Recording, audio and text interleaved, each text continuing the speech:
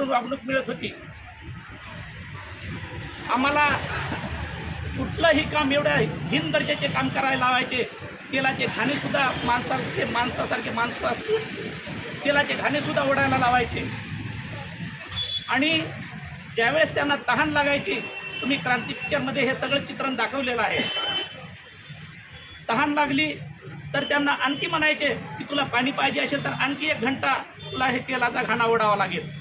आणि त्या 1 तांब्याच्या पाण्याच्या आशेपोटी तो व्यक्ती पुन्हा 1 घंटा तो तेलाचा घाणा ओढायचा आणि जेवढं पाणी प्यायचं त्याच्या दुप्पट त्याचा घाम निघून जायचा। अशा पद्धतीने अन्याय अत्याचार इंग्रजांनी आमच्यावर खूप केले।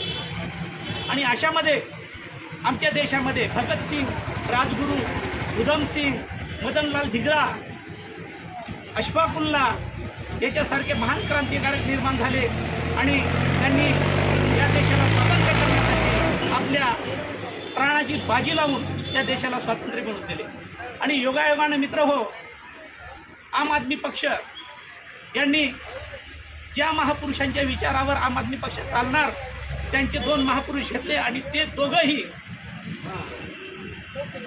गुलामीचे चटके सोसून देशासाठी ज्यांनी आपली आहुती दिली असे 2 महापुरुष निवडले। एक भगतसिंग आणि दुसरे डॉक्टर बाबासाहेब आंबेडकर। या दोघांच्या विचारसरणीवर आम आदमी पक्ष हा निर्माण झाला आणि त्या विचारधारेवर आम आदमी पक्ष हा या देशातील लोकांना, जसं अहमदभाईंनी आता सांगितलं की खऱ्या अर्थानं आम्हाला आणखीही स्वातंत्र्य मिळालेलं नाही, खरं स्वातंत्र्य आम्हाला मिळवण्यासाठी खूप प्रयत्न करावा लागणार आहे।